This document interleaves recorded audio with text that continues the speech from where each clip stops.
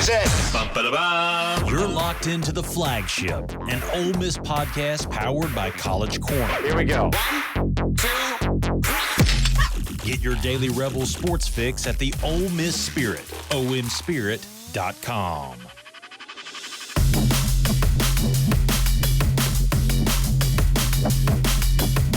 Welcome in to Hit That Line, Week 11 edition. I'm your host, Zach Berry, coming to you a day tardy, as I told you on the message board. If you're a member of the Ole Miss Spirit, you saw the programming note day later than usual, but we're here. We're going to give you some winners. Before I do that, I do want to remind you, this show is brought to you each and every day by the College Corner. 3 locations, Oxford, Ridgeland, Flowood. I'm here in Oxford right now. The College Corner is right over there. Go there, check them out. I went in there today. They got the Galaxy Real Tree gear. They've got bucket hats. They got long sleeve tees. They got lightweight hoodies. They got shirts. They got everything. Hats, anything Galaxy Real Tree related, you can get it there. You can also go in there. Forecast maybe looking a little damp on Saturday. You want to go get a rain jacket. College Corner's got you covered. Check them out there or at collegecornerstore.com. Podcast also brought to you by our good buddy Drew Moak in USA Benefits Group. It's Medicare enrollment season. If you're looking for a Medicare supplement plan or just a regular health insurance plan, give Drew a call, 601-953-8449, or check his website out, quoteswithdrew.com. Show also brought to you by our good buddy Greg Jones and LB's Meat Market, 2008 University Avenue in Oxford, Mississippi. Now you can call ahead and you can also text ahead. If you want to place an order, 662-259-2999.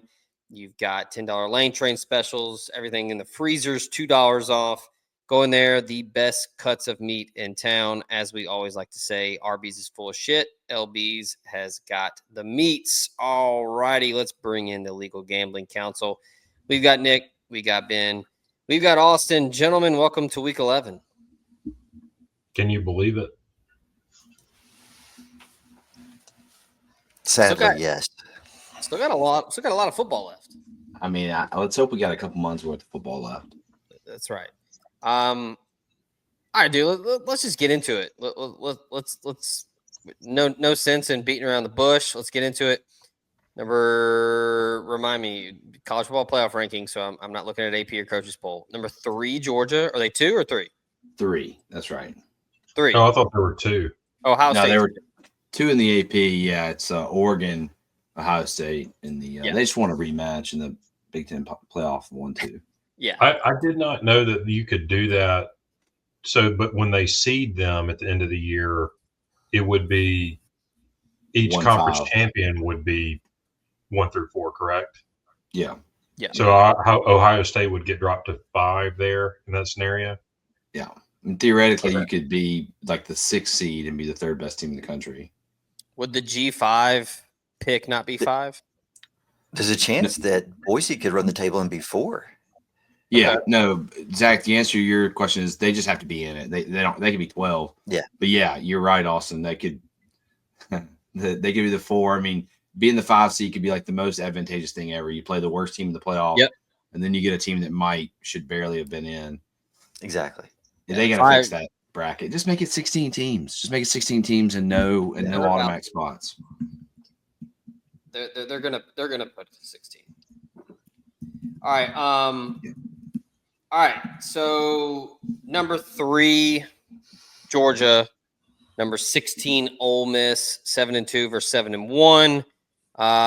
We talked about it last week. We really needed Ole Miss to take care of business in Fayetteville, set up this huge matchup now.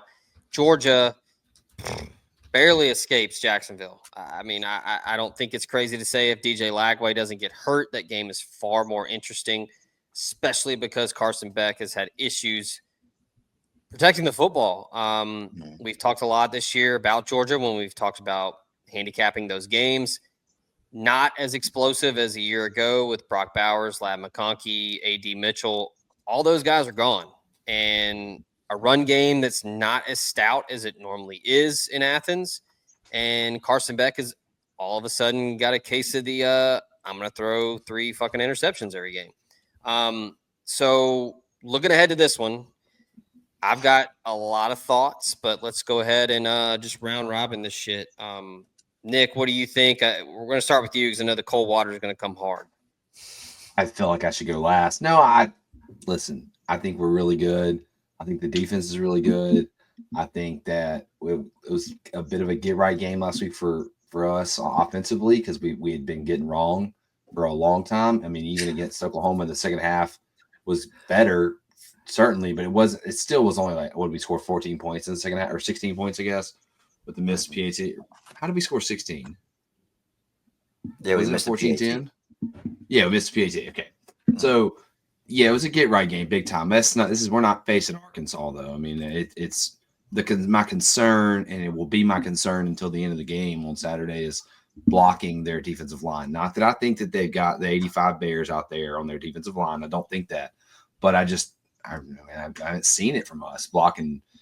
In Dart last week kept the ball. I mean, he was triple pumping a few times, waiting on Watkins to get that seventh extra step on the Arkansas defensive back.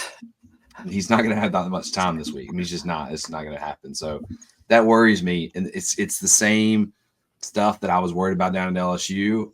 Beck's the second best quarterback we faced. He's not as good as Nussmeier. Nussmeier didn't have a great game against us. He did just enough to win. And I think Beck's, I fear that he'll do just enough to win. That's still a very, very talented Georgia team. What they did against Texas, that should scare anybody. Defensively, their offense was bad.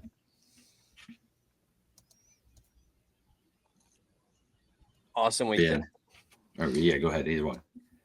Well, I think it's without question, if Georgia plays their A-plus game, there's not a team in the country that can beat them. I mean, let's get that out of the way. I mean, and I think their game against Texas, maybe not A-plus, but that was by far their best performance of the year, Georgia's best performance, right? And look, I think the jury is still out on whether Texas is elite or just kind of good, because their win against Michigan is not aged particularly well. Michigan's trash. Awful. And what's Texas's second best win this year? I couldn't even really. I'm asking. That's not rhetorical. I don't know. Who have they beaten? Vandy. Yeah, Vandy. it's got to be. It might be Vanderbilt. Yeah, probably is. A game which they didn't cover, by the way, against Vandy. No. So, I do think Georgia's really good. I do have some questions about how good Texas is. So I don't know that I can take two. I don't want that one sample to be overrepresented in the body of work that Georgia's put on tape this year. Having said that, I've got this similar concerns that Nick does. Our offensive line has not played exceptionally well this year. In fact, they've not even played above average in most games. Now, against Arkansas last week, they looked excellent.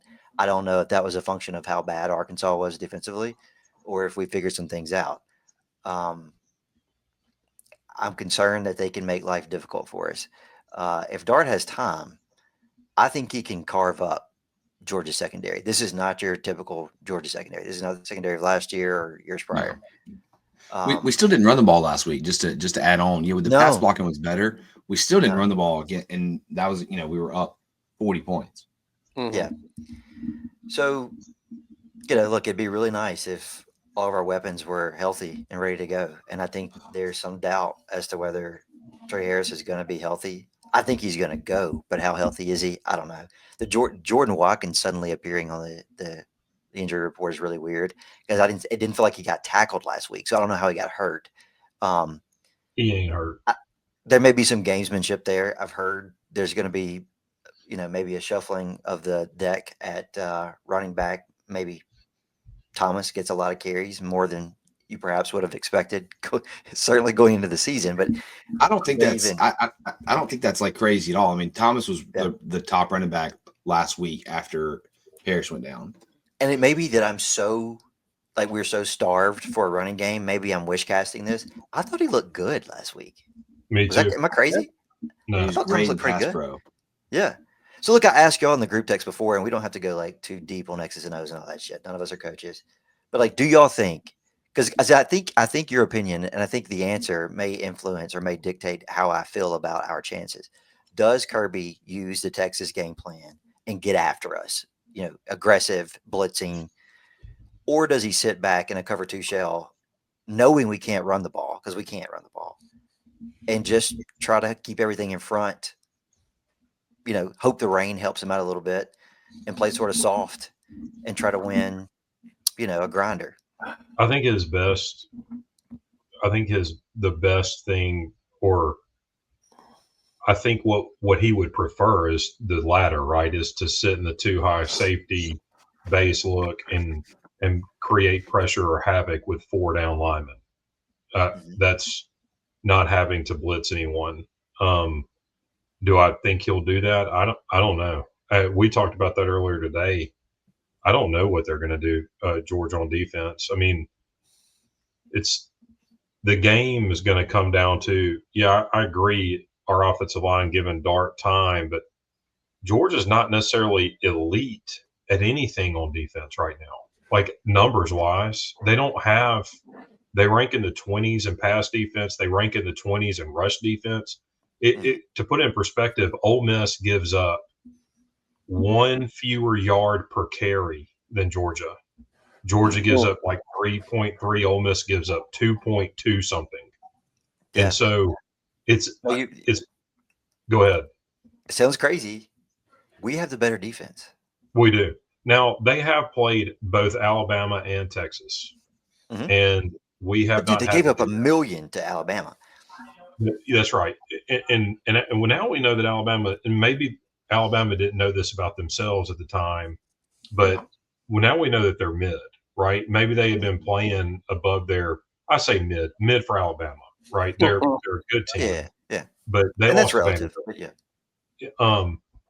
Even if Vanderbilt's good. So, but what we did learn was, okay, let me strike that. Let me ask y'all a couple questions. Outside of games against Mississippi State, can you name the blowouts in league play this year?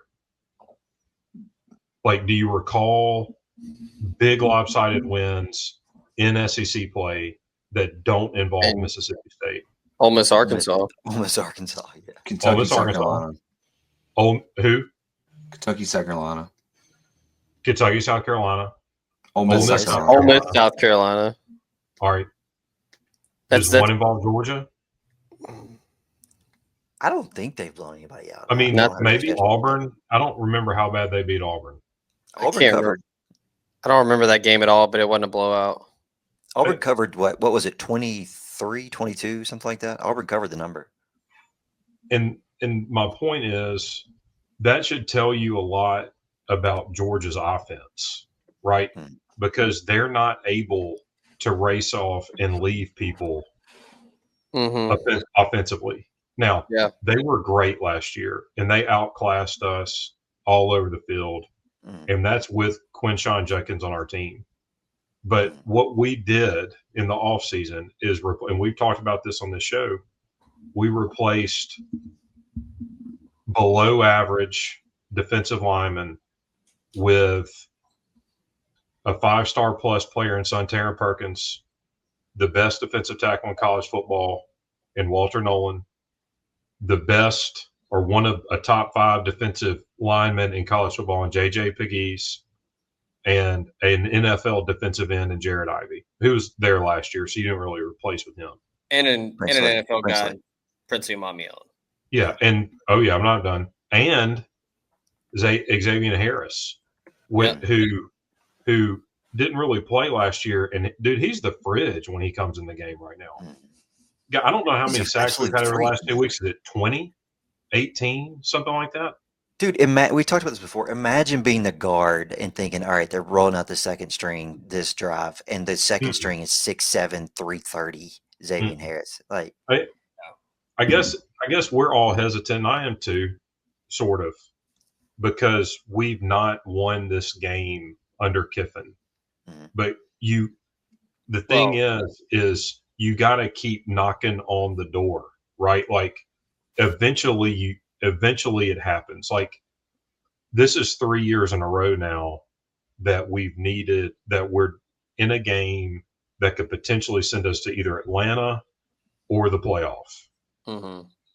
In 21, that game was at Auburn, and we lost it. Corral got hurt, In 22, that game was against Alabama at home. And, Ole Miss had a control of that game. Was that, 22. Last year was at Georgia, and that we know that they blew us out. And so this year, here we are again.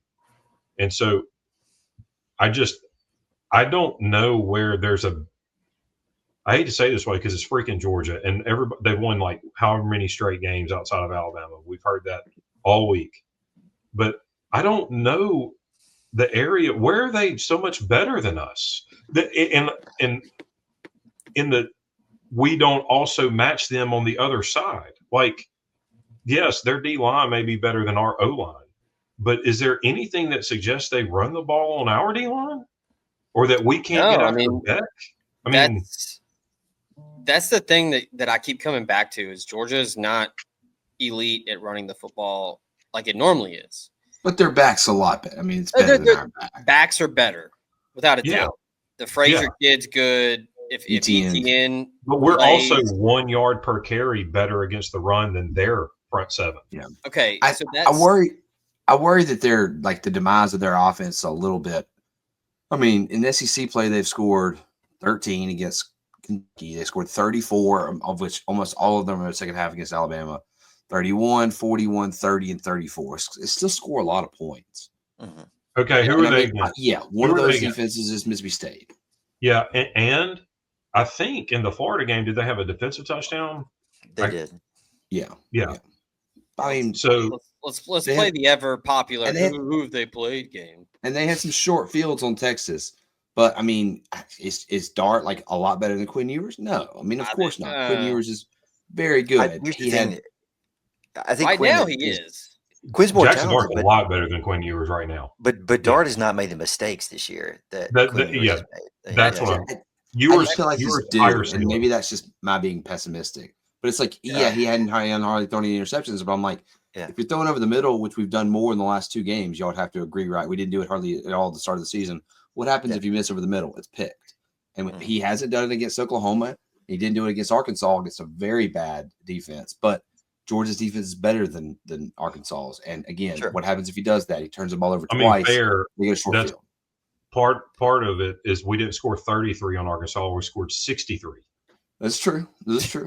People forget that.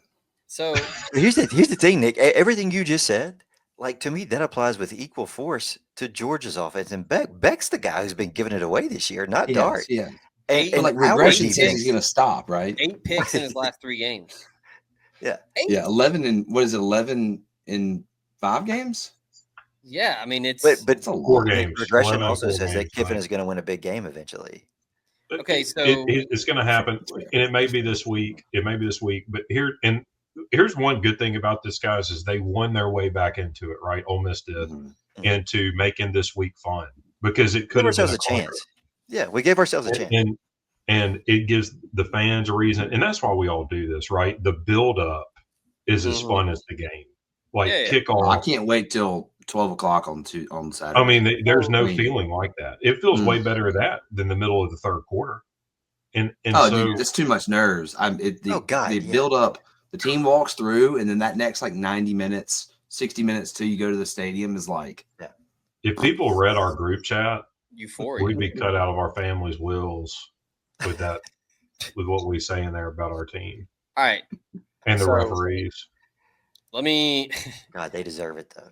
Real quick though, Ben, you mentioned Lane Kiffin has not won the big game.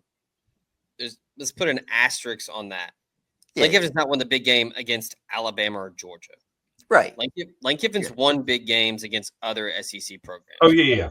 But like Franklin at Penn State, that's the big game. That's a big game. No. I'm saying like Franklin at Penn State hasn't beat Ohio State. He hasn't won the big game. Okay, I thought you were talking about the Peach Bowl. The Peach Bowl. No, that was a nice game. But I'm saying we hadn't won the big game. But Nick, you've agreed with us in the past that people move the goalpost. Like when Ole Miss becomes the new Auburn or Florida, and we are the 3rd best team in the league, 4th best team in the league, there aren't other best teams to beat except the 2 powerhouse programs in the entire fucking country. And nobody beats Georgia. Nobody outside of Alabama has beat them in 40 games. We've been the new Auburn or Florida for 5 years now, and nobody, but it's changing some. I'll talk to people at work and stuff from other parts of the country. They're like, man, like y'all's football teams, did you go to Ole Miss? Like, that's a big time program. They wouldn't have said that 10 years ago. That wouldn't have Now, been. I'll concede to Nick's point. Like, we should have beaten Bama in 22. Like, we We should should have. have. We We had should them on have. the ropes. We choked it. We pissed on our legs. Yeah. Like, whatever. But even that Bama team and that Ole Miss team, the disparity in talent between those two rosters was monumental. We had like 4 players on that 22 Ole Miss team, man. And Bama Jackson had like Dart was like 20. 12. Yeah, and Bama had what 30 pros on that team. Like, Mhm. Yeah. I mean, that game is a win for Ole Miss if Zach Evans isn't concussed. exactly. Because If the targeting last- is called, yeah, Right. The last drive, Quinshawn was just completely gassed, and they had to throw it 4 times. I'll tell y'all this, man. Other than the logo on the helmet, I don't see a number here that jumps out at me. It's like, man, that's just a bad matchup. I can't find it. Dude, so all right, so let's get into it. So this game, in my opinion, sets up incredibly good for Ole Miss. And the main factor in this is because Ole Miss has a legitimate, bona fide, probably the best in the country defense. The front 7 is the best in the country, creating pressure, number 1 in havoc rate, number 1 in sacks, dominate tackles for loss. It's you know how many legitimate. we've had this year? Tackles for loss. You know how many we've got? I I don't know. can't even imagine 100. 61. 94. Oh, I thought geez. it'd be about 100. Yeah. Yeah. In Okay. 8 games. So gobbling it up. And then That's 3 a quarter, by the way. yeah. So like over the years with Kiffin or whoever over the last decade, it's always been, man, Ole Miss, like they're fun, they score a lot of points, but like, man, you gotta score, and then you look up and it's like, okay, we have 44. Like, let's hope that the other team has 42. It's not like that anymore. Mhm. Looking at Carson Beck, we talked about the picks. Let me tell you some numbers here. When Carson Beck has been pressured this year, his passing efficiency is 81.1. If you're not familiar with passing efficiency numbers, 81.1 is dog shit. Completion rate against pressure, 36.2. He's averaging 4.9 yards per attempt. He has an 8.5% interception rate. That is awful. Guess who is top 5 in the country in pressure rate? That would be Ole Miss. So I know it's Georgia. It's the fucking boogeyman and all that shit. And Kirby is gonna tell the team in the locker room that no one believes in him. He's gonna do all his hokey ass shit. But like, I think that this is a game that sets up perfectly for Ole Miss, where we talked about this week. Maybe it took this long for everybody to gel or mesh or whatever. I think it's probably that. It's probably injuries, probably some feet to the fire. We got to get our shit together. This game is perfect for Ole Miss. It's at home. It's a meaningful game in November where I think psychologically Ole Miss is, hey, it's this or nothing. And then Georgia, whether they admit it or not, subconsciously, they know, all right, we could probably manage to lose another one. That is always going to be lingering up here. So there is not as much emphasis on this game for Georgia, whether they admit it or not. But this game, I think, is going to come down to the front 7. And we ran through the credentials of the defensive line. We haven't even talked about Pooh Paul, who is probably the best linebacker in the SEC. TJ Daugherty, who is just an absolute problem. He's all SEC player, too. Sontarian Perkins, all Sontarian SEC. Perkins. Man, Perkins somehow is still not getting the credit he deserves. That kid is playing his ass off. Is he not leading the conference in sacks? He is. But nobody but Ole Miss fans know that. Like, Yeah. like nobody else can even name the kid. He's a monster. I think this game, I'm gonna put it out there. It could put a lot of players on the map. It could put a lot of players on the map. I'm just gonna do it. I think Ole Miss wins this football game on the back of the defense, and then Jackson Dart continuing to be efficient, taking care of the football, and taking the big plays when he can get them. I think he's going to be more of a factor in the run game. We've seen Daquan Wright over the last couple of weeks being more of a factor. I think that's going to force Georgia. They can't sit back because you're going to have Daquan Wright and Caden Lee and whoever running around. They're going to have to choose if they want to bring pressure, if they want to man up. I'm sorry, Georgia's players are very good. That's a lot of dudes you got to man up. And I think that one of them is going to get open. Kiffin's going to scheme them open. Trey Harris is playing. I've been told that he is going to play. I told that he is keen on proving himself against Georgia for NFL stock purposes. That game last year, he got shut down. I think it still pisses him off. And you got to remember, too, Kiffin and Pete Golding are very familiar with Kirby and how he operates. Pete Golding knows what that defense is going to look like. Kiffin knows how he calls games. That's important. And I don't know. It just kind of feels like a perfect storm. I think that with the defense being so damn good, it just really gives Ole Miss a leg up in this one. And I think it's a great matchup across the board. I thought I was going to have a lot of pushback when I said I thought we'd win. I think Ole Miss wins and covers. Oh, well, obviously that you get 2.5. I think Ole Miss wins straight up. I don't. This has the chance, and I've told y'all this not to state like in referendums. It has a chance to be similar to what South Carolina did to A&M last Saturday. Could be. I'm serious. I can't, and that's not me saying I'm not wish casting it. I'm looking at this doesn't make sense. That's why the line is 2.5. That's why it's not 8.5 or 9. Oh yeah, right. I mean, look, the line right now is telling the story. I mean, the line has not. We talked about this in the group. That has not moved, man. Like it has not moved. And it's taken action. You can't tell me that money's not heavy on Georgia, and that's what the line was last week in Carolina, wasn't it? And we said we thought Carolina was the better team than A&M, and they went out and proved it. And I think the line was like 2.5 or 3. Money line, cha-ching. I mean, so I think my best case scenario for us, let's say realistic best case scenario. I mean, best case scenario is, we like 63, whatever, but that's not going to happen. I don't think so. Realistic. I think it's going to be a sweat, but I think it could play out like 2014 Bama. Yeah, where it could. We had the superior defensive line in that game. People didn't know it at that point in the season. People didn't realize that our dudes were better than Bama's dudes. But we just whipped Bama's ass that day. Just whipped their ass physically. I mean, not on the scoreboard. That was a game when the guy wearing the number 5 jersey for Ole Miss decided I'm the baddest motherfucker out here. Exactly. And that's what I mean. In order for it to play out that way, we need the new guy on that side of the ball at that position to have a similar type of game where he just disrupts every fucking play. Well, and like Ben routed off, it's Walter Nolan, it's Prince Umami Ellen, it's JJ Pegues, it's Jared Ivey, it's the linebackers. It's not just one dude. So, you can't just keep on Walter Nolan.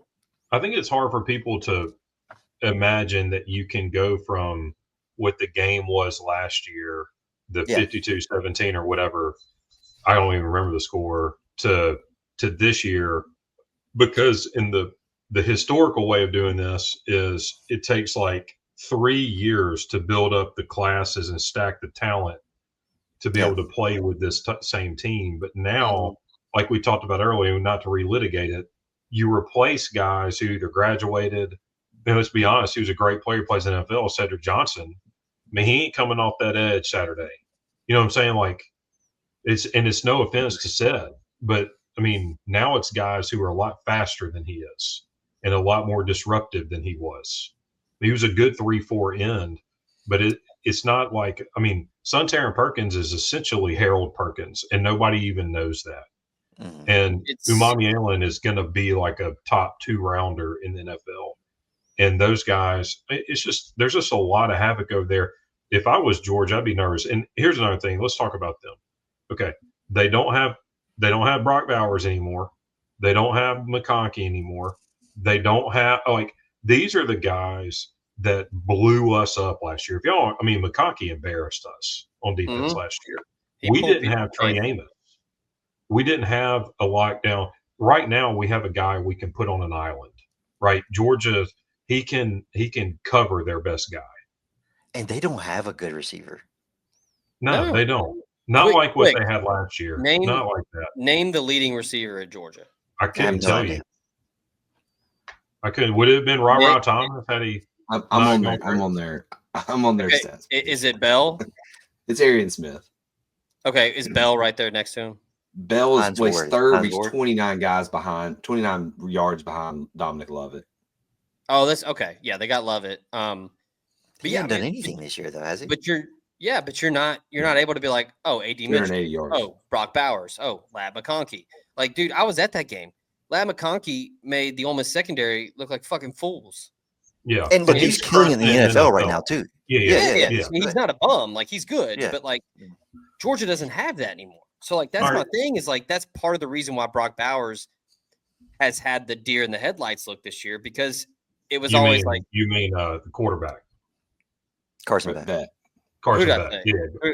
Brock Bowers. You said Brock Oh, Bowers. sorry. All Well, good. yeah, Carson Beck. But last year it was like, oh, where's 19? Oh, there he is. I'm throwing it. He didn't have that anymore. He doesn't have that. Like, I know Oscar Delp is whatever. He's a solid SEC tight end, but he's not Brock Bowers. So No. I don't know. I know everybody's it's kind of like replacing Evan Ingram. I mean, like, yeah. that's just hard to do when you've got a guy who can run a 4.5 or faster at tight end. You're not going to find that guy again. Yeah, I said 27-23 Ole Miss. Yeah, could be a bit I'm of a going split. 33-19. Okay. I mean, who's to say that Ole Miss doesn't jump out quick and then you force Carson Beck to have to throw it and he throws a pick or two? That's a disaster for Georgia. Let me ask you guys this. All right. Last week, I mean, great. We won by 32 points. I'm not discrediting that. What I am saying is that, like, I don't think Watkins did anything other than just like run really fast past them, right? Which is great. And if you could do that every game, you go 12-0. That'd be great. Let's assume that he can't do that, right? He hasn't gotten open a ton this year. We've talked all season long about it. Man, where's Watkins at? Where are the tight ends at? It's obvious. Had they been running wide open on every play, we would have found them more often, right? So let's say that Watkins goes back to, let's say he reverts back to what he was before the Arkansas game because he's playing guys that should be in the SEC. Let's say Harris is still a step slow. I worry about points. How are we getting them? We still can't run the ball, and I don't think that's going to change Saturday. Perhaps having Thomas in there at running back gives Dart enough time to find the open guy. I just worry about, like, what if we're still not getting those guys open? Because this is not a discrediting Jordan Watkins. Last week's numbers were insane, but like it's hard to do that against anybody with SEC. It's obvious that the guy defending him for Arkansas was not hardly in Division I caliber. Let's pause. I can't remember what you said about the Arkansas game last year, but I think you picked Arkansas to win. I'm not last week against us. I can't remember. I think I did too. I did not realize they quit. No, let's keep going because they had great SEC players before last week. Hang on. No, they did not. Let's talk about they their did defense. not have great SEC players. I'm not saying that Jordan Watkins don't run past. Get his ass. I don't think that game has any impact. I think this league is just a game of individual matchups now, and that's why I'm taking Ole Miss because I think it's a good matchup for Ole Miss. Now, hang on, but let me stay on Arkansas right quick. They gave up 4 pick sixes. I don't think that Georgia is either. That's fair. That's fair. Hang on here. All right. Auburn scored 14 on them. A&M scored 21 on them. Tennessee scored 14 on them. LSU scored 34, and we scored 63. The other game, they beat Mississippi State 58-25. So, like, it's not as if Arkansas has been rolling out a bunch of 35-point defensive performances. Like, we put 63 up on a team that held Tennessee to 14. But I mean, we talked about this last week with Kentucky. Teams change, right? The Kentucky They team do. that we faced I agree was a with you. lot better than the Kentucky team now. That Arkansas team that played Tennessee earlier in the year, significantly different than the one we faced. Just And like, when Arkansas faced, you're right. LSU You're right. Like Kentucky, like Georgia, Alabama. I hear what you're saying. I don't think you're not giving us enough credit, I don't think, for that Arkansas game because that was a complete beatdown. And even if you take the long Jordan Watkins plays out, when is Arkansas going to score? Like, they scored 31, but that was after we went up 35-10. You know what I'm saying? Like, you're right. And kept extending. They were never going to threaten that game. That entire second half was garbage time. It was Yeah. garbage It was time. Didn't we score for first out of the half? Was it 42-10? I think so. 42-10. I don't think they ever got back within 25. And let me No, tell you I mean, this it was too. literally garbage time after that drive. The game was over. Like, The last time Georgia came to Oxford, if you remember, Mm. was that 45-14 final? Is that Yeah. it? It was like 35-0, 35-3 at the half, something like that. I think it was 38-0 at one point in early third quarter. And that Ole Miss team was not nearly as good as this one. Now, that Georgia team wasn't either, but they were still pretty good. They had, like, if I remember, Sony Michel, Ty Gurley. They did. They were good. I mean, was anyway, that Easton at quarterback? Yeah. Jacob Eason. Yeah. And Derek. I think, what did Derek Jones had a pick six? Yeah. If y'all remember. And Chad Kelly got targeted on like a 50-yard touchdown pass to Yeah, Lodge. they didn't call it. They didn't call it. Mm-mm. Literally one of the worst 9 calls I've ever seen. Like, it's They absolutely got rocked. The dude smoked. takes Had like it not 4 been steps. Chad, anybody else would have had to leave the game, but Chad was so crazy, it didn't even affect him. Let me, in honor of the big one this weekend on Netflix, as Mike Tyson used to say, everybody has a plan until they get punched in the face. Mhm. I think that's going to be Georgia this weekend. I think when that front 7 gets after him, all bets are off. I think that's Georgia's offensive line has been kind of up and down this year. They're not as dominant as it's been over the years. And I just also think Ole Miss's defensive line is just that good where it doesn't really matter. I mean, LSU's offensive line is really good and Ole Miss got 21 pressures. I know no sacks. We all know that. Whatever. 21 pressures is absurd in one game. So, and Carson Beck is not nearly as elusive or fleet of foot as Garrett Nussmeier.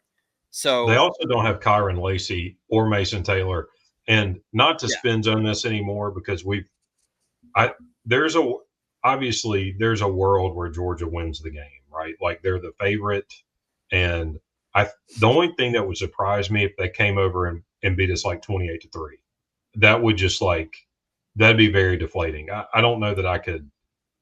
That I would be in a bad hard to spot. stomach. It would require turnovers, punt returns. I don't. Yeah, if you I tell can't me we see go them. 4 interceptions, I could see it. But Right. Dart's thrown 3 this year. Like one thing about Kiffin quarterbacks, I'm not going to wood right now, but is we've taken care of the ball in virtually every game we've had under Kiffin, other than Arkansas with Matt Corral and what was that 2020? Yeah. 2020 was it 21? 2020. 21. I don't think It it was. wasn't. It was 20. It was 20. In 21. Yeah, we beat them lapped in them 21 Oxford. here. Yeah. Oh, that's Yeah, right. he That's right. threw Okay. 6 interceptions in 20. Oh, because 21 was the KJ Jefferson Matt Corral game. Yeah. Well, Nick, you asked how we would score, and I jokingly said 4 pick sixes, but seriously, I think we may score because we have short fields. I think we shut them down. We get a couple turnovers. Suddenly we're in plus territory, and you're not asking our offense to drive 75 plus yards. We're like on their 30 with the ball because we picked back off or, stuffed them on a 4th and short at their own 40 or whatever. I just think our defense is going to set us up well. And I want to put a suggestion in the suggestion box that we take points this week. And if you get down there to the 25 or whatever, kick the field goal, man. Kick the field goal, especially with the defense. Yeah, I will say, Nick, I know you're kind of being funny about Watkins last week. He was running actual routes, and but they schemed up Arkansas. They had some double moves. They were picking their spots to take deep shots. I mean, I think that's going to happen this week. Georgia's going to be better in the secondary than Arkansas, no question. But they're not great at it, though. They're not great. They're not. But I think Kiffin's going to be good about picking his spots. He's going to do some 4D chess shit. He's going to set up some stuff. I think they're going to. To your point, Zach, we keep talking about Watkins as well. We should 5 touchdowns, incredible game, record-breaking game. But Caden Lee had over 100 yards receiving. Daquan Wright had 2 touchdowns and almost went for 100 himself too, right? 99 yards, I think. It wasn't just Jordan Watkins. Yeah. Like, we schemed up that game. And that was without Yeah. Trey Harris. Yeah. So, look, I know that Georgia is not Arkansas. I'm not saying that. But I'm also just saying it wasn't like the corner, like, slipped and fell every time we were throwing the ball. Like, we schemed some shit open. I think it's I think it's one of the most impressive wins in our history under Kiffin.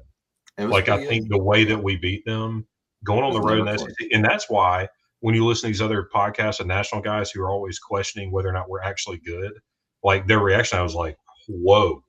Like, that was it's kind of an eye opener for people. It's like, wait, maybe they actually are for real. All right. 24, 23 reps. What's the total in this game? It's like 55. 54, 53 and a half. How is it going over? Ole Miss. That's why I said 33-19. That's right on it. 52. I want to lock in Georgia team total under 27.5. If I can still get 27.5. That's gutsy because if you're wrong, we lose. You know what I mean? Like, yeah. Well, I mean, I'm betting on our defense, Nick. I'm betting on our defense. Soft. Under 27.5, is that what you said? Yeah. I don't know that I've ever won an Ole Miss lock. Let me look at the sheet. They think it's gonna be 28, 25. Are you locked? Yeah. Are you putting these in, Nick? Yeah, I will. Sorry. Okay. Yeah, I got 27-23 Ole Miss. I think the defense is as advertised, and I think you get enough sacks, you get to Beck enough. He either throws some picks or he just can't convert on third downs. I think Jackson Dart, maybe it's not just a bona fide, capital H Heisman moment, but I think he's going to make enough plays, and I think the crowd's going to be in it. And I think Kiffin finally gets it done, beats one of the two boogeymen in the SEC. Yeah, I mean, I think it matches up well for Ole Miss across all three phases, and it just kind of everything all lines up. And look, if y'all are listening to this, you're obviously Ole Miss fans and stuff. Like, don't let the rain keep you away from the game. Come to the game. We need you. That would be great. Come to the game. I watched UGA Tennessee a couple years ago. I think it was 1-2. It could have been 1 versus 3. It doesn't matter. It was in Athens, and it poured the whole game basically, and it was as loud as they said this stadium's pretty much ever been. Because people were just like, I'm not trying to be like they weren't on their phones, but like they weren't on their phones. People were just there for the football game, and like you just leave the game and then you change clothes. It's not that big a deal if you get wet for 3 hours or you're wet for 3 hours, like whatever. It's not gonna be 45 degrees. Like it's gonna be like 72. Just bring some clothes. If you're driving home, bring some clothes, leave them in the trunk, and change at a gas station. Like, bro, I would much rather watch it in the rain than like 99 degrees on Labor Day. Oh my gosh. I'm not buying that rain affects it at all. The ball's going to be dry. We'll have 50 footballs before we let us play with a wet ball. Like, the only time it affects it is just like a driving rain. I would rather play in a rain than what we did last time we played Georgia and Oxford. Oh, that 11 o'clock kick, 2016 was about as hot as it's ever been. Only thing about playing with a wet football or with a football like that is like when you go tempo, it kind of slows you down because they got to change the ball out from the sideline. I'll give my final thoughts on this. The line stinks. Everything about college football would tell you that Georgia should lay like 7.5 or 8.5 here, just looking at the programs. Maybe more than that, 10.5, something like that. Texas was favored by like 5 against them, right? Which is kind of telling that maybe Georgia punched above their actual abilities in that game. And it's possible because they kept getting short fields. We could call that Georgia's front seven. We could call that Quinn Ewers puking on the field. Like, he played on it. Let's be honest. I don't think that Jackson Dart's going to be that guy this time. He's been in this game now. He was in it as a sophomore against Alabama. He was in it last year at Georgia and got embarrassed. The whole reason they all came back was for this game right here. And let's be honest, had we gone to LSU, or let's say we beat LSU on the road and we had a Kentucky loss, I don't think we could take this Georgia loss and still make the playoff with how many 2-loss teams there are. So I think it was going to be a must-win anyway. That goes for had we beat Kentucky and gone to LSU and lost. So unless we were undefeated going into it, I think this was going to be a must win, or we weren't going to make the playoff. Mm-hmm. So we're kind of where we were to be anyway, except for maybe home field, in the first game or whatever. But who cares, right? Like I want it, but I mean, if it doesn't happen, it doesn't happen. You'd rather make the playoff than not. But I think the line stinks. I think it stinks from a casual better standpoint, and that should bring us hope, frankly, because like Austin said last week, the South Carolina line stunk. Or wait, was it South Carolina that you said stunk? I can't remember which one you A&M. had. Yeah, I think we were all on South Carolina last week. Yeah, we were, and so that's why I'm going to be on Ole Miss this week. Take my fandom out of it. The line stinks. The numbers don't. I'm pure numbers guy. I'm also a schedule guy. Ole Miss has had some. They had last week at halftime was a bye week at that point. Yeah. that's something we hadn't even touched on yet somehow, and all the talking we've done. Georgia has Tennessee on deck. Like On deck. That's a much bigger game for them than this is. Much bigger. Yep. And you can't tell me they have some analysts that aren't already preparing for Tennessee, because the reality here is they could afford to, if Georgia comes to Oxford and wins and then goes home and gets beat by Tennessee, is Georgia out of the playoff? You see what I'm saying? Like, there's so many possibilities that maybe they view that game as more important than ours. I'm sure they do from a rivalry, even though it's not a true rivalry. Mm-hmm. They both being former SEC East members. I think like I said, I'm going to stick with it. I don't think that it's like a blowout, but I could see Ole Miss winning by 2 scores. I'm going to go 33-19, and that's not because I just think that things are finally falling together for Ole Miss, and all the bad bounces and bad luck and not finishing drives against Kentucky and LSU, like, sports are games of averages, and like everything tends to even itself out as you continue dominating your opponents. And that's why in the second half of Oklahoma, they barely got a first down, and we sacked them like 7 times in the fourth quarter. In the entire game against Arkansas, that's why we saw that, because in those other games we should have also seen that, right? Or not maybe to the extent that we did. It's just the law of averages is catching up to us. And so I like 2 scores. I've talked too long. 33-19. If we win 33-19 and Nick Carr is not on the goalpost after the game. Wait, so what, Nick? What was your final? Well, I mean, if we had the graphic up and everyone was who they were picking, I'd be the guy that's like, I'm gonna have to go with Georgia and make sure that we don't get this shown back to us later. But I don't. I think we're gonna struggle to score. I think we are gonna have the big game jitters, because I think that's who we are, and maybe that's a little Ole Miss. I do agree with what you said, Ben, about they came out, they lost Alabama, and they looked really bad doing it in the first 2.5 quarters. And then to Texas, and we're underdogs by more than a couple points.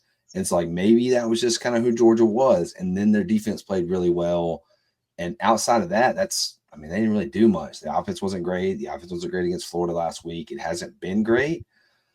It's hard for me to see big game Georgia. And all big game Georgia's got to do is come out and cause, a couple turnovers, get a big punt return, something like that. Either or, not both.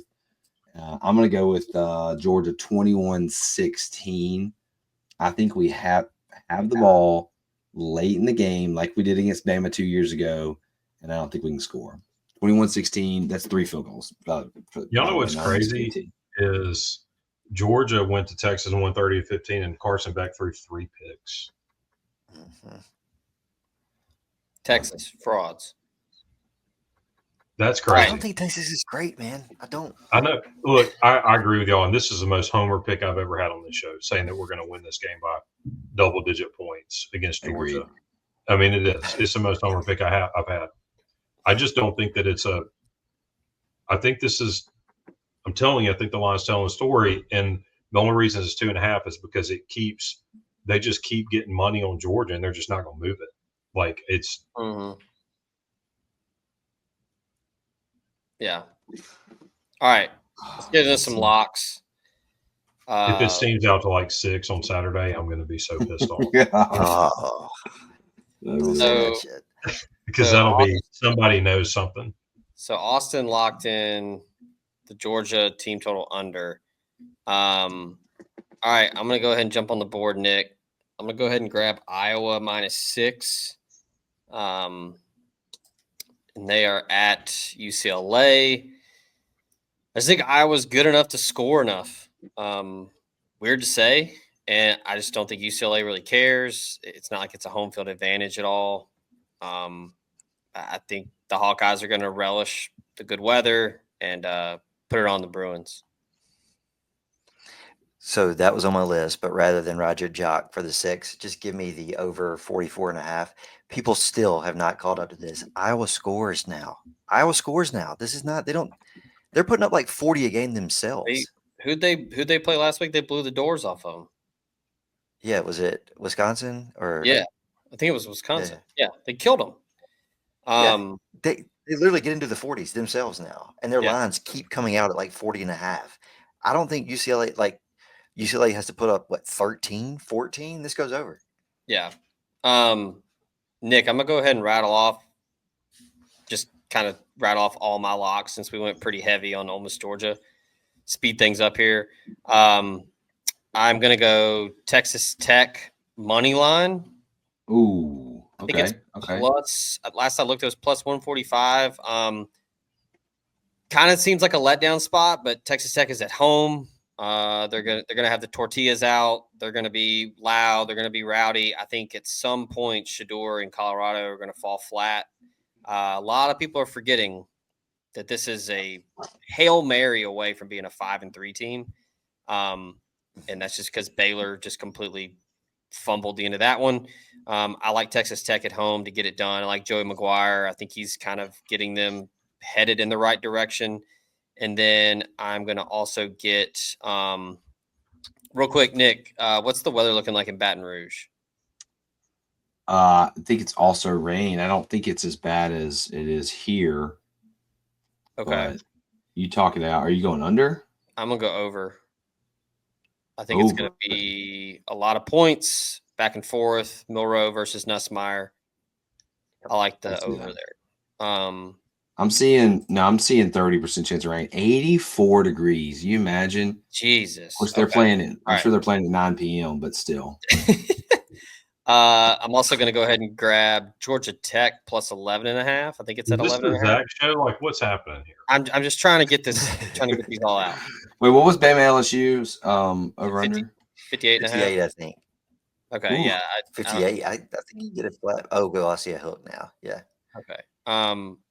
Yeah, Georgia Tech covering. They're 5-1 double-digit dog and straight up versus ranked teams. I think this is a Miami sleeper again, and Georgia Tech covers. And then I don't even know what the number is, but just give me Indiana to cover. God, I can't go against them anymore. I'm done. Like I keep jumping on the train tracks and I keep getting run over. Yeah. I think they're minus 14.5. Let me double check that. And I wanted to. Yeah, there's a hook echo now. You. Okay. I'm going with them. Michigan's awful. It's just not just an Indiana play because I do like Indiana. And Michigan. You talk about people that can't score. No, they're terrible. All right, I'm done. Sorry, Ben. Excuse me. No. And after you fix the whole board, all right. I think the play of the week is Oklahoma -3 at Missouri. And so I'm going to lock that in as my first. Without their quarterback, it has to. Either way, yeah. But I think Oklahoma. Either way, yeah, bro. No, I think Missouri's not very good. I agree with you there. I'm waiting to see what they do well. He's obviously. I don't think they do anything well. I just think they're going to shut them down. The under is probably the play in that game too. Yeah, I loved it at 42.5. 41.5 is a little trickier, key numbers and all, but I like the under. Yeah. I'm going to take even 3, under 3 for that. Obviously, okay, I'm going to do it. I'm going to lock in Ole Miss +3. Attaboy. Just is it 3 flat? Yeah, 3 flat. I can get it 115 for 3 flat, and so I think we said that was within within the number. I mean, we can go to 2.5, but it gives the even man. odds plus 100. I mean, No, you got it. You got it, man. Let's all right. Then We're want either Georgia's covering or we're winning. By the way, correct. So yeah, basically just Not pick gonna the land. Yeah. It better right. not land one. Army -4 against North Texas. I like that. Attaboy. Also love the over there. Quarterback hurt. Who did you take in Colorado, Texas Tech, Zach? I took the Red Raiders. Oh wow. See, I was going to go opposite you there, but I may not do that. Colorado's sneaking up on the playoff. I know.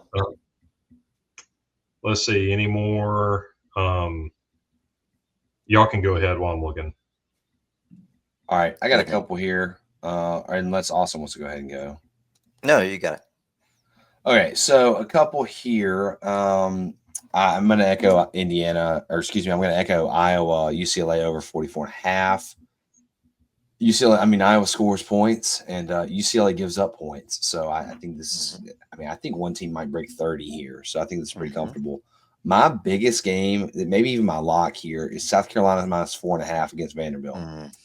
Pavia is 3. Yeah, oh man, I'm right. I want that too. Good pick. Yeah, if you could have. I think the Diego Magic. I think the Diego Magic is about up. They're on fumes. They started. I think they played 8 games. They started the first 4 games. They averaged nearly 40 points. The last 4 games, they've averaged 22.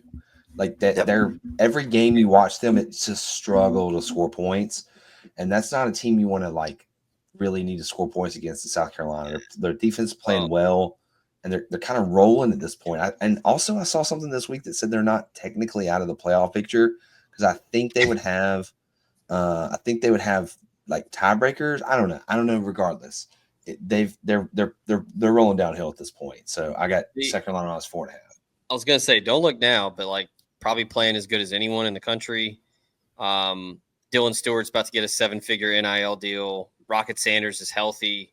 Lenore Sellers looks good. I mean, that's probably the second best D line in the SEC behind Ole Miss. I love that pick. I think they might go into Simmons Bank and just beat the brakes off of Vandy. Yeah, 2 things. Vandy got bowl eligible last week, which for Vandy is huge. Right. That's a big deal. And Diego Pavia crossed Hugh Freeze off his hit list for the 3rd straight year in a row. There's gonna be a letdown. That was a big game for that team, for that program. They don't come back home to it's going to be sleepy. It's going to be typical Vandy home environment. It's at 11. I think Diego put the lipstick on. Exactly. Crossed Billy Madison style. Yep. Crossed the name off. It's a big letdown spot. At 3.5, I loved South Carolina. Fired on it in real life. 4.5 is getting a little rich for me. But it wouldn't surprise me if South Carolina won 35-3. I think they're going to destroy Vandy. Yeah. I was going to say, much like Ole Miss, South Carolina, and much like last week with Ole Miss, Arkansas, it's an afternoon kick. It's not a night game. And I know it's Vandy and, nerds, whatever, private school. That place would still be popping if it was at night. It's an afternoon kick. It's not sleepy, but it's not going to be rowdy. And there's going to be a lot of South Carolina people there. I live in Nashville. Humongous core group of Gamecock alum live in Nashville. And also, somebody said, I think it was you, Zach, Diego's banged up, man. Vandy's QB is dragging his leg. They have no speed. And no speed at the skill positions, though. Last week, really, as funny as it was, as hilarious as it was last week, it was less about how good Vandy looked and how shitty Auburn was. Auburn was so bad. Hugh Freeze calling timeouts with 1 second left before the 2-minute timeout is one of the funniest things I've ever seen. Auburn is trash. Called it before the 2-minute warning. On a change of possession. They were punting the ball. Some health issue or something or some GA. All right. I've got he's running out of people to blame. All right. Here's a schedule play. We talked about Georgia, Tennessee next week. I think Tennessee may know what's coming there, and they're going to go for style points here against Mississippi State. And they need them, but they lose lose points with them. Dude, they've had some trouble on offense, but This is a historically bad SEC defense. What is it? 23.5 or 24.5? Oh Tread gosh, it may lightly be. here, Ben. Tread lightly. I can get 24 at 109. All right, we'll do 24. I tried to will Tennessee putting up points last week and didn't do it. My only pause here is okay. Quick trivia. How many points has Tennessee scored in the first half in the last 4 games? Like 7, 3. 3. Yeah. They scored 7. 7 against Kentucky. Stay secure for the common offense, though. I know they really are. God, but here's my thing. Abysmal. In terms of covering, I think State's going to score. They score late. How many points did UMass score in the first 2 drives last week against I MSU? know. they were up like 10-0, weren't they? 10-0. It was 10-0 with 7 minutes to go in the first quarter. This game could be 59. UMass hammers. This is going to telling be. you, we're getting into style point season where people are going to be. You're trying to blow your opponent out to make the playoff over another team with a similar record. Tennessee has every reason to score 60. Could also be jump out 28-6 and put it in cruise control, and then Levy gets some garbage touchdowns. Good. State's the king of garbage time. Yeah, so, you're like right. You're right. That's my only. I almost played this in. I don't think that they get out to 28 though. I think they jump out to 48. Like that's they could. But Nico has been putrid this season. You're both right because he has been terrible. But this MSU defense, they just literally can't tackle. It's like me out there tackling. They can't tackle. I said that like 3 weeks ago in here. Go watch their games. It's unbelievable. They cannot tackle every play. I mean, it might be as bad as the 2008 Mississippi State defense. It's not like there's one guy or he makes 47 tackles a game because nobody else can. They don't have anybody who can tackle. All 11 Marcus Gates guy. I guarantee you that there was at least an NFL player on the 2008 Ole Miss defense or 2008 Mississippi State, whoever you said. There's not an NFL player on the Mississippi State defense. Pegues on that team? Was Derek Pegues on that team? No, he left in 7. Okay. Yeah, so you're probably right. But, I mean, now watch. Tennessee will go out and beat the shit out of them 58-10 or something. But I thought last week against Kentucky, which Kentucky is just on – you talk about on fumes. I thought for sure Tennessee at home because this is it's a look-ahead spot. So maybe style points, Heupel's going to try to impress the committee, but they could also just be looking behind their shoulder a little bit for Georgia. I'm just going to say this. I'm not trying to talk you off a bet either way. I do think it's worth noting that the 2 offenses are virtually the same. Like Lebby and Heupel run the same veer and shoot.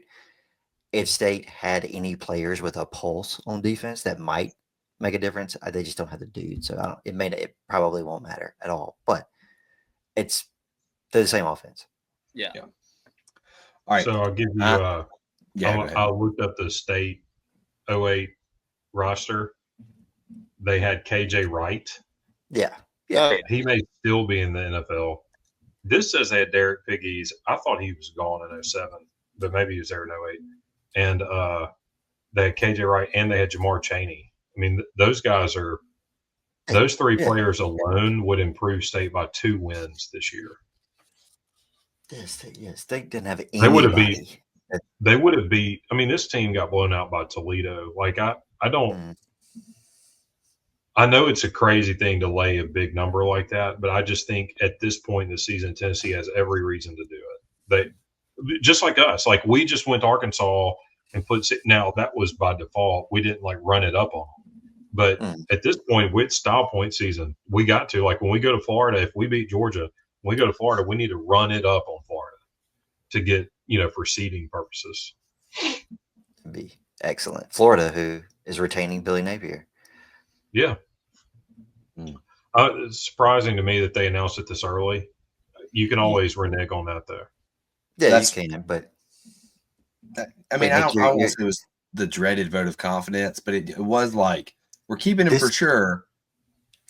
Yeah, this feels more forceful than the typical vote of confidence. It did. If you keep reading the letter, he's like, "We're playing better. It looks like we're going to be better next year." That. No, I agree with you. I just until there's like we've announced a contract extension, it's still you could still renege on it. Scott Strickland, blink twice if you're Yeah, I'm with safe. Yeah, right. They're not getting rid right. of them because of their recruits and their freshmen. That's why. Well, Scott Strickland may know the score here. He ain't gonna get to hire the third coach, so he may be like, "Hold on, everybody. Let's take our time. Let's take a step back." Right. One more year. One more year. All right, I'm gonna go with UNLV. They're minus 12.5. They're at Hawaii. I think Hawaii's getting a little bit of extra bonus from beating Fresno State last week. I don't think they're very good. Sure. And UNLV is really good. Like UNLV has 2 losses. A Boise State team that they were at home. It was a very good game, and they lost to Syracuse. I'm not ever going to penalize a G5 team for losing to a Power 4 team. I'm just not going to do it. They went out and whipped Utah State. They beat Kansas earlier in the year. They whipped that Fresno team that Hawaii just beat by a point. Hawaii, it is on the island, but still, UNLV is way too good here. I think they're like a top 25 team. Hawaii's not that. So 12.5. So just got to get 2 touchdowns. Y'all make note of this. UNLV knocks Boise out of the playoff in the Mountain West Championship game. Yeah, I can see that. They may just straight to be better than Boise. Might should have beat them last week. I have another game out west. I'm just going to lay it out there real quick. Oregon State is playing. God, are they playing San Jose State? I mean, San Jose State. I just am not exactly sure as to why they're only catching 3 points against. I mean, it just should be a larger line. I'm pulling up their schedule here. They lost to Fresno. Bad. It is bad. There's no doubt. But this San Jose State team got whipped by Fresno State. Wasn't really all that close with Colorado State. And if you go look at their wins, they've beaten Sacramento State. You mean our Colorado State Rams? They lost to Colorado State. They lost to Air Force, who is awful. They beat Kennesaw State, who is one of the worst teams in college football. They beat Nevada, who's not very good, and then they beat Wyoming. I don't see why the San Jose State team is like only getting 3 points in that game. It should be like 10 or 12. I mean, not 10 or 12, but it should be like 7. Oregon State they don't have a traditional secondary of a team that Power 5. That's for sure. Yeah. All right, I got one. Nick Nash might eat. I want NC State -3. Duke has lost 2 in a row now, and I think Miami broke them in the second half last week. NC State, on the other hand, has won 2 in a row and gets Duke at home. I think the magic has run out on Duke, and I'm going to go with the Wolfpack. I just have to lay a field goal. I think the Wolfpack cover that easily. One more, and this is just because I want them to do it. Give me Georgia Tech plus. Let's see, I can get plus 11.5 is 115, but so 11 is 110. Plus 11.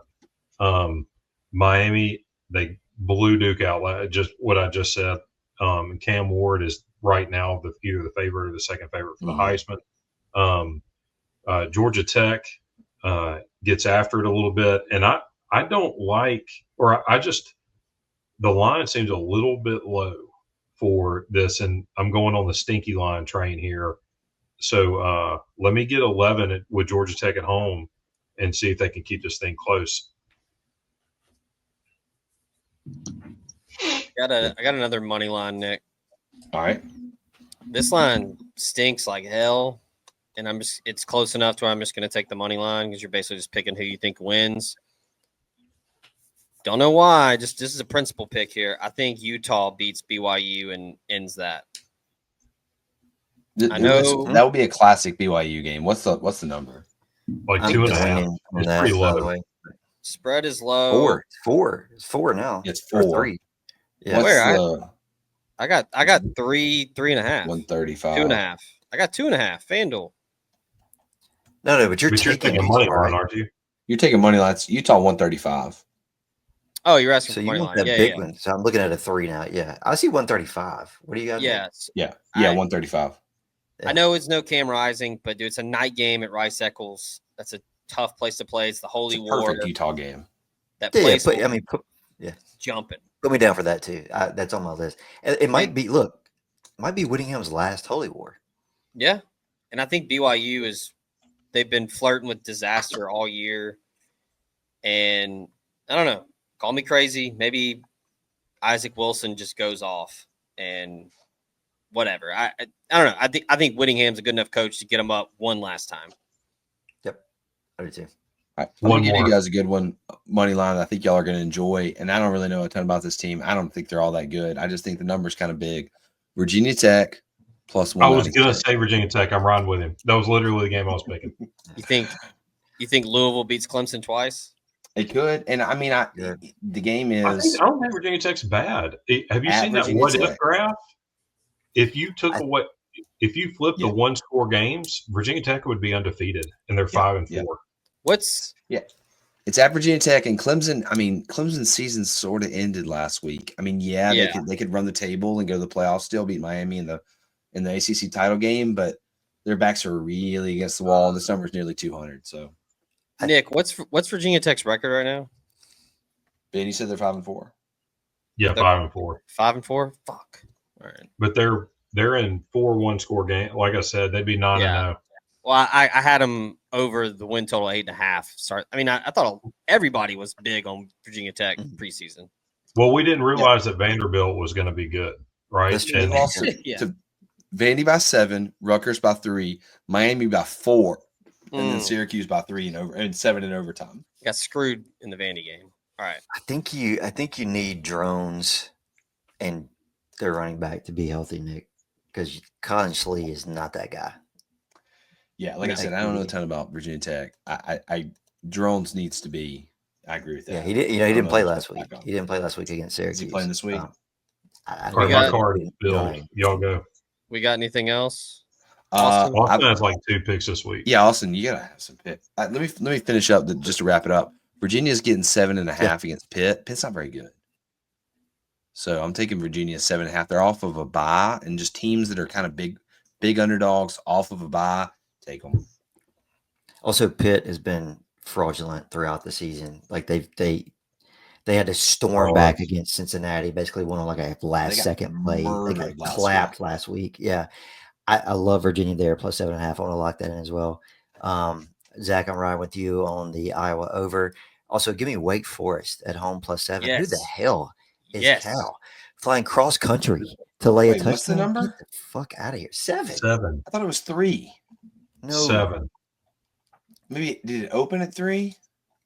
I don't know, but that's outrageous. I'm going to hop on Wake money line there. You're right. It's 7. That's Why is Cal getting that going across country? Okay. I want to go to Arrowhead Stadium where Iowa State's playing Kansas and give me the Jayhawks plus 3. I think Iowa State got exposed last week. They should have lost. That should have been 2 losses in a row because UCF rather had them on the ropes prior. They lose last week. Kansas has deserved better than their record this year. They're shit in close possession, 1 possession, close games this year.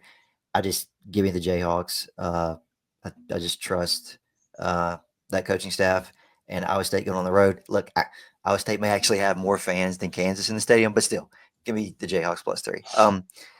Who else? Let's go. Oh, the Jacksonville State Gamecocks are on the road at La Tech.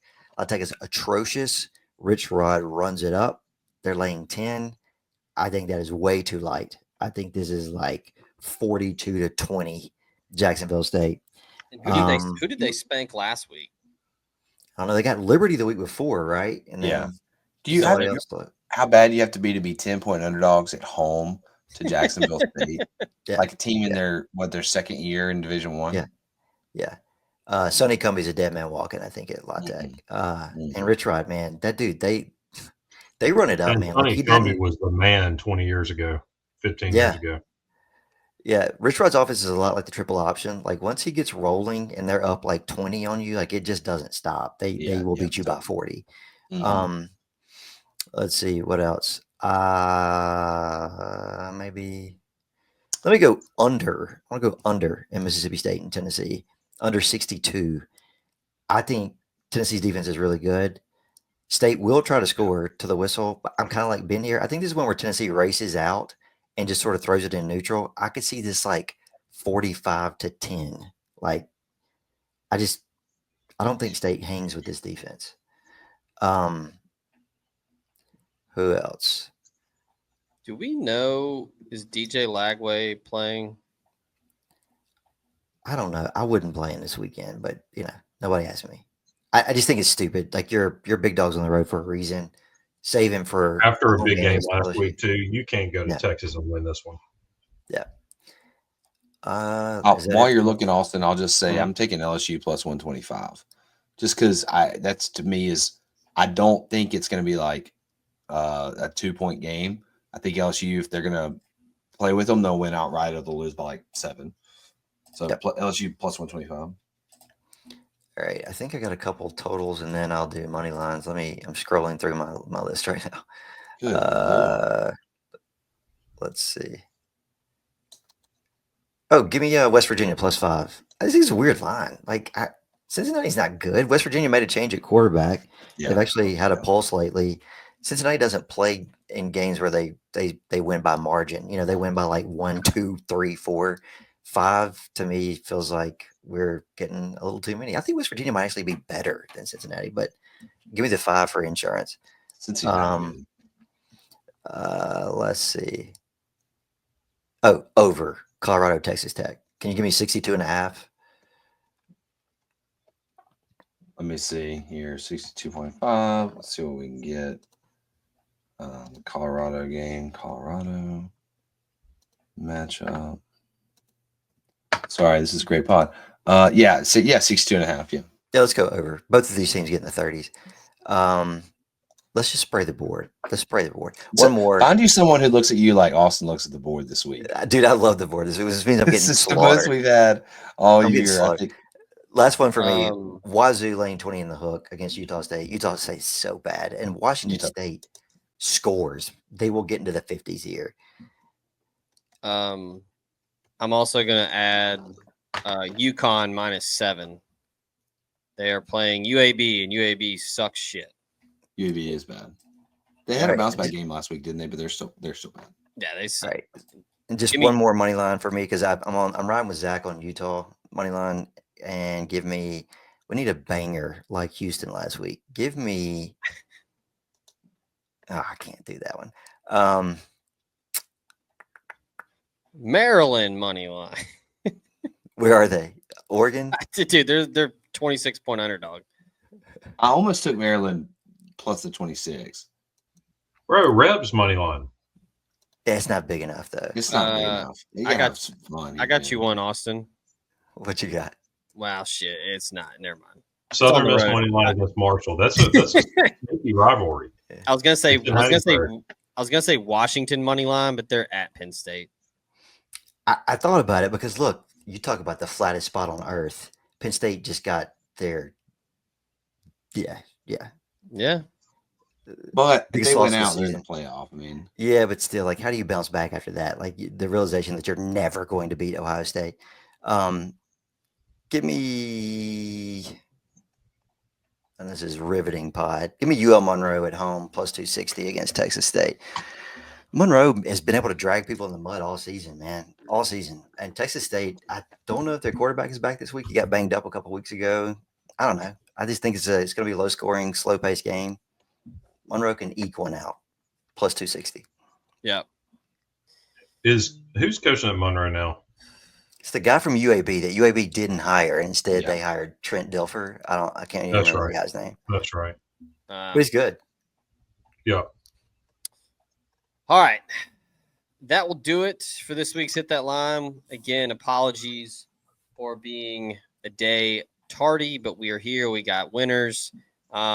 Just in case you're wondering, last week, bit of a down week for the crew, 12-13 overall, but we are still 148 and 100 on the season, up 12.89 units. So still making you some money.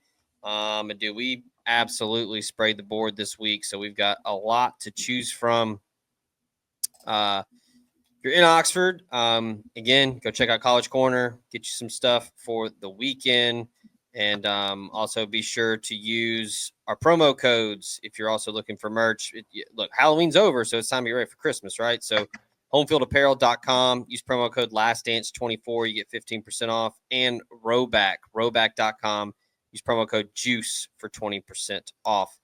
that will do it for the Week 11 edition. We will have tons of content coming to you. I'm here in Oxford. I'll be on the ground. Tons of recruits in town.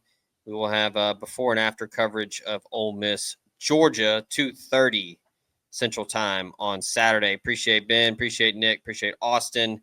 Appreciate you, the listener, and the viewer if you're on YouTube. We look forward to doing this pod every week, and I think that you guys look forward to it as well. So we appreciate all the support, and this is a fun one to do every week. So that will do it. Appreciate everybody. Week 11 come and gone before we know it, but Ole Miss-Georgia, 2:30 on Saturday. For those fellas over there, I'm Zach. This has been Hit That Line. Until next time, we out of here.